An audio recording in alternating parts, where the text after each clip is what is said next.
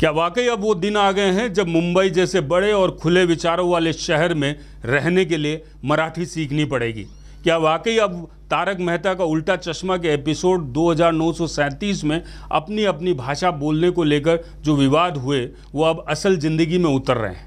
दरअसल मुंबई की मीरा रोड पर मराठी नहीं बोल पाने पर एक गुजरात के बिजनेसमैन को खुलेआम चांटा जड़ दिया जाता है।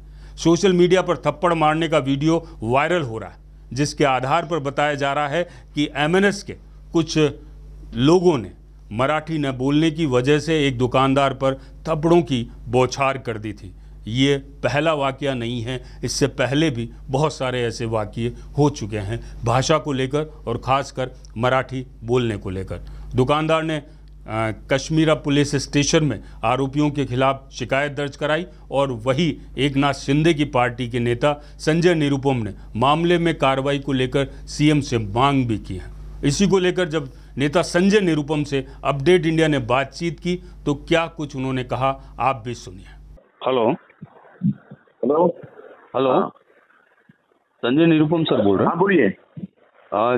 जयपुर से अतुल एहसास बोल रहा हूँ सर, अपडेट इंडिया टीवी से। बताइए।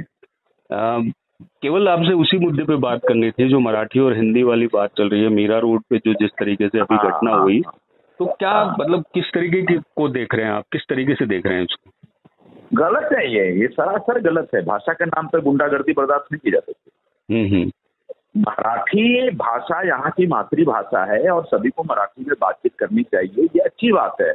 लेकिन अगर किसी को मराठी नहीं आती तो उसको जबरदस्ती थप्पड़ मार के मराठी सिखलाने का जो ट्रेंड शुरू हुआ है ना, वो अपने आप में गुंडागर्दी है। हमने तो इसका विरोध किया खुलकर और सरकार को एक्शन लेना चाहिए। वहाँ मीरा रोड पुलिस ने 7 लोगों के खिलाफ जो एफआईआर किया है वो अज्ञात लोगों के खिलाफ एफआईआर किया, जबकि वीडियो में सबके चेहरे दिख रहे हैं। उन सारे लोगों को पकड़िए, अंदर जेल में डालिए। अच्छा, आपको क्या लगता है कि मनसे क्या अपने आप को वापस रीस्टेब्लिश करने के लिए ये सब कर रही है? हाँ, जब मनसे की शुरुआत हुई थी तब भी उन्हें ऐसे ही लोगों को पकड़ पकड़ के मारते थे। और तो देखो, अब किसी को थप्पड़ मार के आप वोट नहीं ले सकते। वोट तो प्यार से ही मिलता है, वोट तो काम करने से मिलता है। तो मनसे का भी 10-12% करता था उसके पास, घटते घटते 2% हो गया। अब अगर ये हरकत चलेगी तो 0.2% हो जाएंगे अगले इलेक्शन। दूसरी तरफ ये देखा जा रहा है कि राज ठाकरे और उद्धव ठाकरे दोनों लोग भी सब चीजें एक्सेप्ट नहीं करते। नहीं, दूसरी तरफ ये देखा जा रहा है कि एमएनसी के चुनाव में राज ठाकरे और उद्धव ठाकरे दोनों एक साथ आना चाहते हैं और महाराष्ट्र की राजनीति में वापस अपने आप का प्रभुत्व जमाना चाहते हैं। आपको क्या लगता है?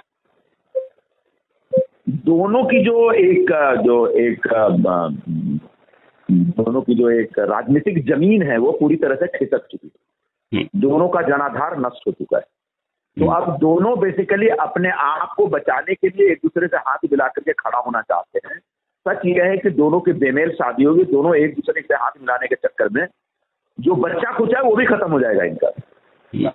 और अगर अपने खोए हुए जनाधार को वापस लेना है तो उसके लिए सही एजेंडा, सही नैरेटिव तय होना चाहिए।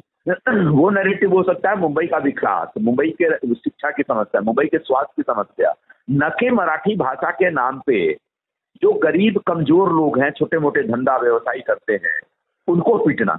ये सरासर गलत है। इससे उनका वोट नहीं बढ़ेगा बल्कि और वोट बढ़ेगा, क्योंकि महाराष्ट्र के जो मराठी भाषी के लोग हैं वो भी इन सब चीजों को अप्रूव नहीं करते।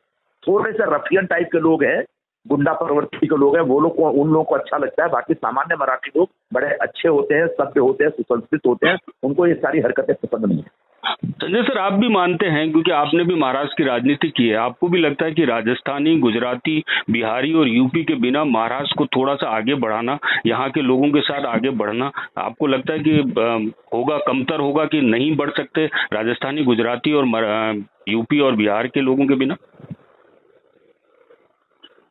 देखिए, मुंबई के निर्माण में, महाराष्ट्र के निर्माण में जो योगदान है यूपी वालों का, बिहार वालों का, राजस्थानियों का और गुजराती लोगों का, फिर आप मैंगलोर के जो शेट्टी लोग हैं उनका, वो अभूतपूर्व है।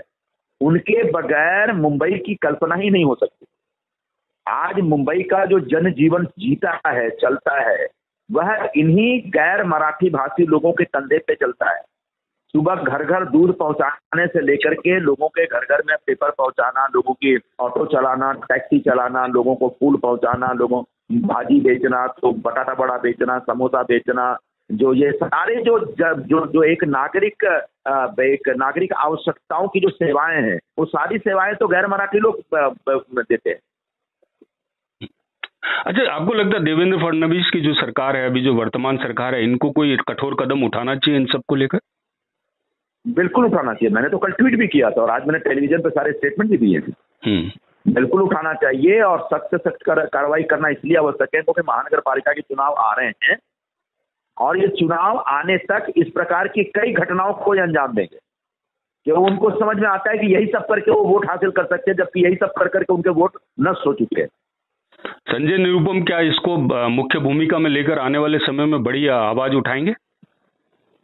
मेरी एक मर्यादा है क्योंकि मैं सत्ता पक्ष का हिस्सा हुआ भी। अगर विपक्ष में होता तो अब तक मैं सड़क पर होता। चलिए, धन्यवाद संजय जी, बहुत बहुत धन्यवाद। सरकार है, मैं सरकार से निवेदन कर सकता हूँ, सरकार से गुजारिश कर सकता हूँ, एक मर्यादा में रह के अपनी बात रख सकता हूँ, लेकिन अगर विपक्ष में होता तो अब तक तो मैं आंदोलन शुरू कर चुका होता। धन्यवाद सर, बहुत बहुत धन्यवाद। तो सुना आपने बीजेपी नेता संजय निरुपम को।